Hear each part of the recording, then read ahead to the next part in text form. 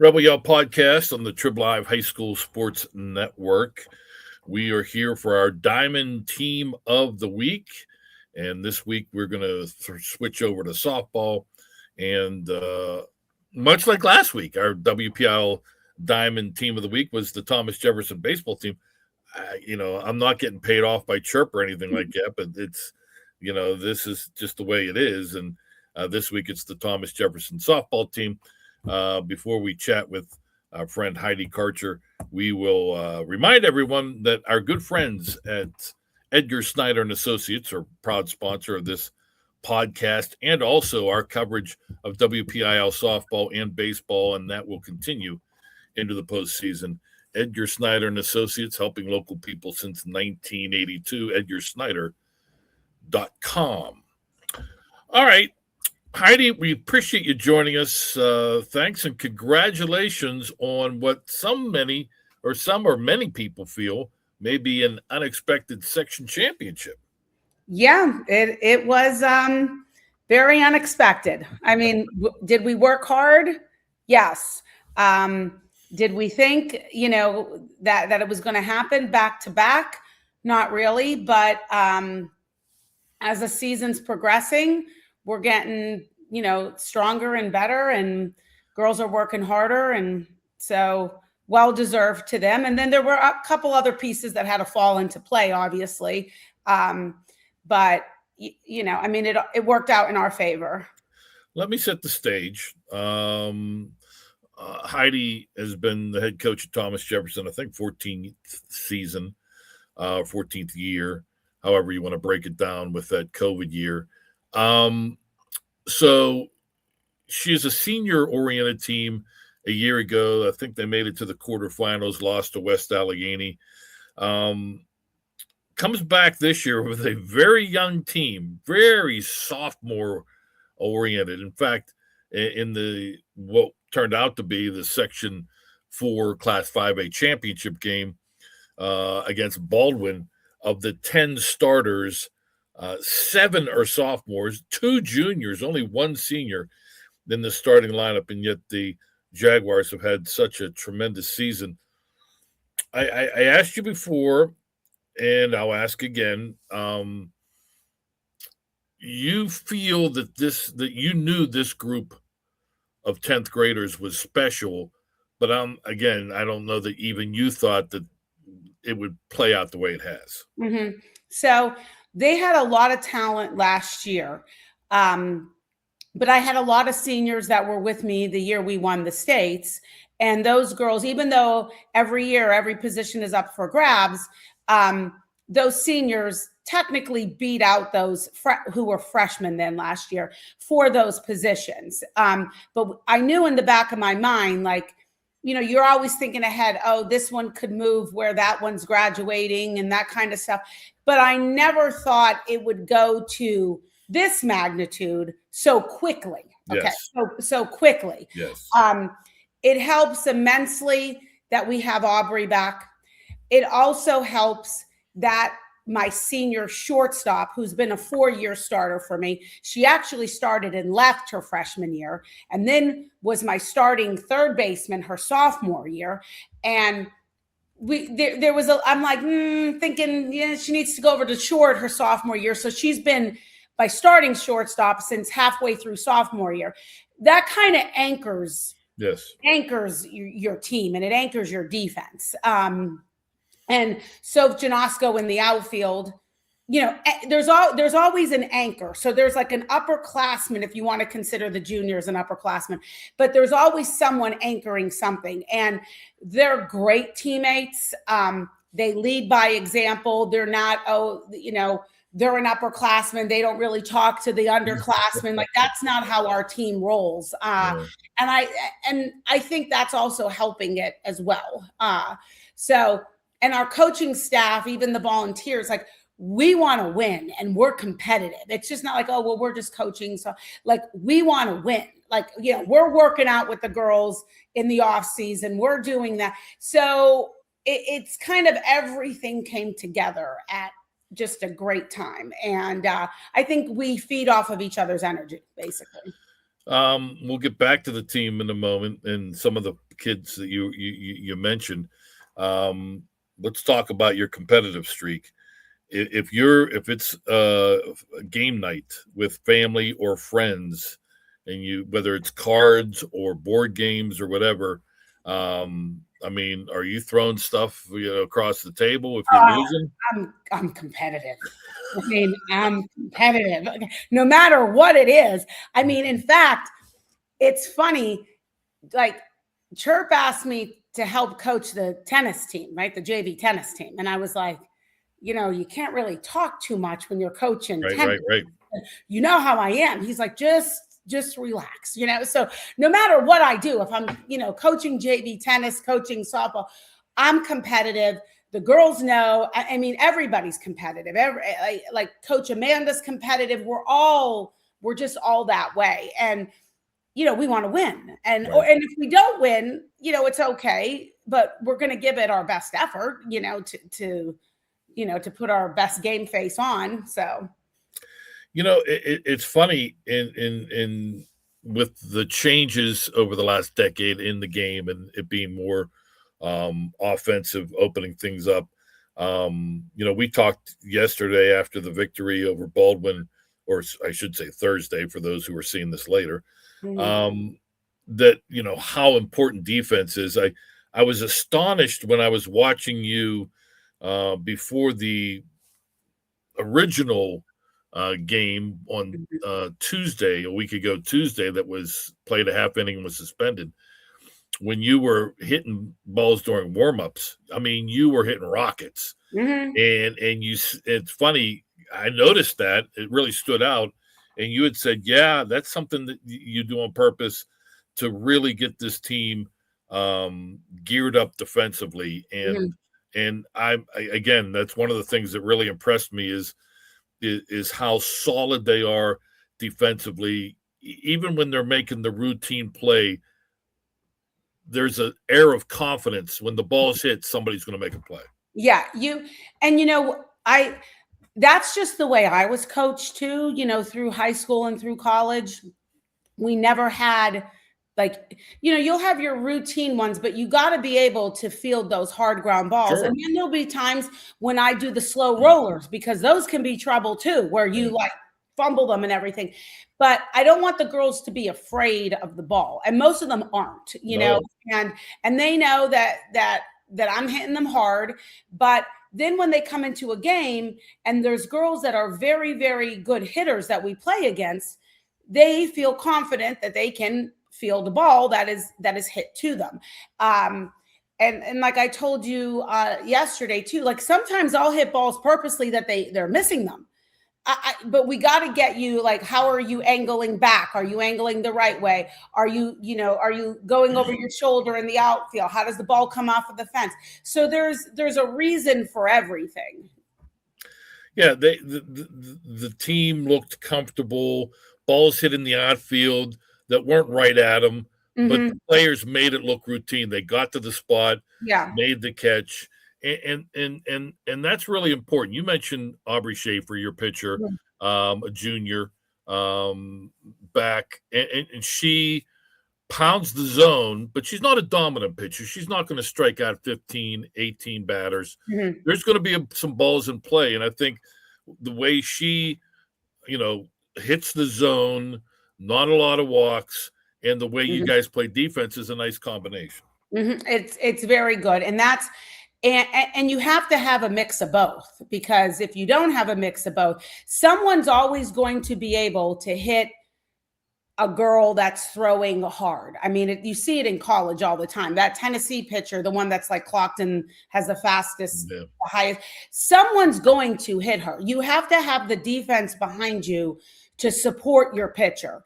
And I think truly that's what we have. I mean, we have an excellent pitcher and we have an excellent defense, and that's helping us win games. And I mean, and then stuff happens, you're going to have a hiccup here and there. But my daughter always presses with me, Mom, it's the little things you got to work. It's the little things that cause a game to go sideways, and you got to work on those little things. And That's what I do. Like, we're not doing anything crazy at practice. It's ground balls, fly balls, bunts, safety bunts. It's just standard situational ball. Correct. Yep. Yeah, and that's the thing. And I say this every year, this time of year, every May, when we get into the WPIAL softball and baseball playoffs, that when you are getting deep into the postseason, quarterfinals, semifinals, everyone has a very good pitcher. Mm-hmm. Everyone can hit the ball. Mm-hmm.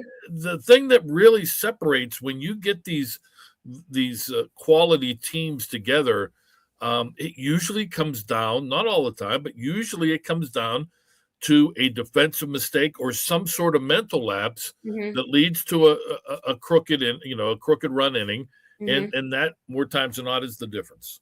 Yeah, exactly. I mean, it happened to us, last year in the playoffs. We were playing a night game. We didn't hit that well, but I mean, it's just little things that can go sideways that cause you to lose a game. And I always tell the kids, like, it's so different. Like basketball, like you're taking a lot of shots, but like in softball, one person going across home plate can make or break the game. It's the same thing with soccer. It's one goal. It's not, volleyball, you have the best of 5 games. Okay. Or whoever gets to 3. There's a lot more. And I feel like it's a lot more of a pressure situation in those games because, there's still time. Like, okay, well, you didn't make that basket. Well, you still have more to come. Like in softball, you may have like 3 at-bats or a cup. You might get the ball, you might not get the ball. And if you screw up when you get the ball, it's like on you kind of. It's a different vibe with softball and baseball. Yeah. And on that note, that's a perfect lead into something else I wanted to touch on with you is, again, loaded with sophomores. 7-2-1 is the breakdown. Sophomores, juniors, seniors that are getting most of of your playing time. With that being the case, it seems that you got a group that is mature. I mean, you could be talented as a freshman. Mm-hmm. We've seen lots of talented freshmen. You could be very talented as a sophomore. But how do you handle when things go wrong? And it seems like by just looking at your record that this team has, when it has faced adversity, has come through. And that first game against Baltimore was a perfect example. Mm-hmm. Right. So, the other thing too, I think with terms of the maturity of the girls, Amanda and I have been coaching together for a while. She's a PE teacher at the high school. So we're both at the high school. We tell the girls, like, it is an open line of communication with her and I. So if there's something bothering you or you have a question about something, we'll be 100% truthful with you. We'll be honest. We'll be upfront. And I honestly think, Dawn, that helps the girls settle down because they're not like, oh, well, what's going to happen? Or what? I wonder what they're thinking. I mean, it is an open line of communication. Here's what I need you to do. Here's what you're fighting for. Here's what we need to work on. So they know that. I'm not playing mental games or, if I mess up, I'm going to get pulled the next game. Like I'm not doing that. Okay. Yeah. That's tough. I also was a parent of kids who played sports. I mean, that's a tough pill to swallow. I see both sides. So I make sure that at the beginning of the season that the girls know that. And I think if there is something, we've had numerous kids come up and say, I'm sorry, Karcher, I feel like I'm not performing. And I said, listen, I'm glad you recognize that. But today, when we go to practice, we're going to go all out. And, and that's what they do. And that's what it's, something that I try and create an environment for. So what do they call you? Karcher. Karcher. Yeah, that's what, I don't know why. I think that was my husband's nickname because I actually teach at the high school that my husband went to high school with too, even though I wasn't around when he was in high school because I'm from the northeastern part of the state, but his nickname was Karcher and everybody just calls me Karcher. So I don't know. That's my name. All right. That works. Whatever works. Yeah. When I was coaching, I always said, open door policy, right? You can come with ideas, you can come with suggestions, you can come with questions, especially questions. But also know that the answer might not be something that you're thrilled with. So be ready to kind of deal with that. And that's always seemed to work. Northeast part of the state. Where from? So I'm from. Originally, I grew up in Old Forge, which was only 5 miles, Dawn, north of Pittston area. When we played Pittston area for So I came out here for a job, and it was one of 3 jobs that I got offered after I graduated from Penn State. And the girl that I played softball with went to Penn Trafford, and she was like, just move out to Pittsburgh instead of Harrisburg. So I moved out to Pittsburgh thinking I was only going to be out here a year or two. And the biology teacher that was hired the same year as me, I ended up marrying her brother. So he came in to pick her up one day when her car was in the shop, and I was like, oh, who's that? Yeah. And I just started hanging out with him from then on. That's how and 30 years I'm still out here. So, the northeast part of the state. A West Jefferson Hills love story. Yeah, exactly. So, what do you teach at Chem and physics. Oh, yeah, you told me that. That's right. Mm-hmm. 2 of my worst subjects when I was in high school. So, are you good at that, or do you just sort of milk it? No, I'm a numbers girl. If you ask any of the teachers who writes the worst emails in the high school, that would be me. I don't punctuate. I don't capitalize. I don't do anything like that. So I'm not an English humanities person at all. I need my numbers. But you're big into the test tubes? Test tubes, a lot of, like spring scale, stuff like that with physics. So there's a lot. So nowadays in chemistry, are you guys doing experiments and stuff? Yeah, once a week. So what is it? So are you trying to see if you can put aluminum foil in a microwave, that kind of stuff? No, like this week, actually, when I was cleaning up the last period, we're predicting it's called stoichiometry and limiting reactants. Like if you start with a certain amount, how much are you going to make? And it's percent yield, and which one is the limiting reactant, which one controls the production process. That's what I'm doing in chemistry. And then my physics classes right now are preparing for the advanced placement exam, which is in a week and a half. So, All right. Well, let's get back to softball, because the last 30 seconds of this interview sounded like Charlie Brown's teacher to me.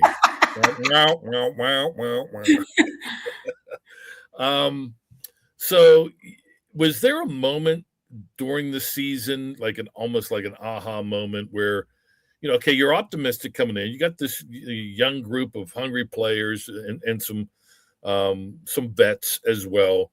But was there a moment where you were you and your staff looked at each other and said, we might have something here? Yeah, Trinity, when we played them away. What about it?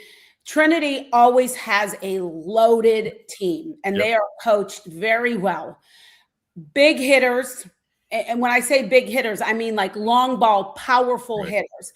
And every year, it just seems like they graduate one, and there's always another 1 or 2 that are coming up. And we played Trinity away, and we always have a hard time with Trinity. And we played a game that I was so proud of the girls of how just energized they were and how they hustled and hit the ball. And I was like, this could be something. If we play like this, the rest of the way, we could make a run. We could make a run in this season. So and it played out that way. And in fact, you have Trinity to thank for the fact that you guys are outright champions, because they knocked off Baldwin earlier in the week before you guys beat the Highlanders. So those back-to-back losses dropped Baldwin into second place. You guys alone in first place every year, and you know this. Since the expansion to 6 classifications, whether we're talking football, whether we're talking basketball, boys and girls basketball, or softball and baseball, it seems 5A for some reason, is loaded. It was loaded, but produces the most exciting tournaments come postseason time. And this year will be no different. We were sort of speculating on the air, what this means. Everyone's kind of looking up at Shaler right now, probably as the number one seed when the brackets come out in another week or so. But then after that, you look at Penn Trafford, you look now at you guys, West Allegheny, the team that knocked you guys out last week. And that's fine. You want to be as high as you can be. But the other thing about 5A is, it has produced teams in the middle of the pack that go on these runs, or teams that are double-digit seeds that go on these long runs. Yeah, I mean, for the past couple years, I think 5A District 7 5A softball has gone really far into the state, into the state runs. I mean, Penn Trafford did it last year. We did it the year before. And then I think, in the year, Trinity was in there making a run the one year when they won the. It's always, we're a very, very, very good section of softball classification. And it's sad that sometimes I think on both, we might have the best two teams in the state in 5A, but unfortunately, that's just not the way it works, And it's sad like that. I mean, you feel like it would like to be like March Madness with basketball, and just because I feel like could possibly be two District 7 5A teams in the PIAA championships, but it just doesn't work out that way, So it's usually semifinals to see who's going to the finals. Exactly. To play District 1 or District 3 or whatever. It happened to us numerous times. We lost to West A the one year when I was in my first couple years, and we lost to they were a brown and orange team when we were 3A. Greensburg-Salem, it might have been. Greensburg-Salem, yes. Yeah. I mean, that was the year, that we won the that was at Baldwin, I think. Yes, it was at Baldwin. Yeah. I did that game. There was a tumultuous call with a fly ball and left. I don't forget. So, yeah, but it's always that way. Like, there's always teams from 5A or whatever it would be, whatever that classification is. But yeah. You need to open up it a little more, Heidi. You're too quiet. You're too laid back. You need to be a little more verbal. One final thing, and then we'll let you go. We appreciate your time. And this is something that I brought up to you. So, section championship. Awesome. You'll get a nice little nifty plaque from the district for that. Now the postseason begins. Different animal, a young team. Is this team ready to run with the other big dogs in 5A? Yes. Yes, we are. We just got to keep it. Don't want to apply too much pressure. Girls know we have to work. So right now, these girls, I think, are prepared to do that. They absolutely are prepared to do that. Yep. I have confidence. I agree. I loved the manner in which they celebrated a section title.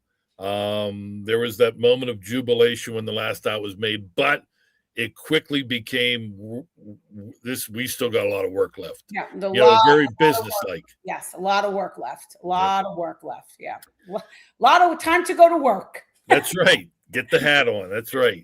Yeah, Heidi, we appreciate it again. Like I sent you the story my recap that I wrote. Kudos to your husband for his prediction on Lyman. Yeah. Even though you had no idea, but you said he knows. He predicted Lyman. That's the route the Steelers went with the draft. Congratulations, you, your staff, the players. Yep. This recognition is well earned. Section 4 champions in Class 5A, and with the playoffs coming up. Best of luck to you, my friend. Thank you so much. Fingers crossed for us. Fingers crossed. Heidi Karcher, head coach of the Thomas Jefferson Jaguars, our Diamond Team of the Week. We thank her for her time. We thank Chris Lackner, our producer. We thank our friends at Edgar Snyder and Associates. I'm Don Rebel. Thank you as well for joining us. Rebel Yell Podcast, Trib Live High School Sports Network.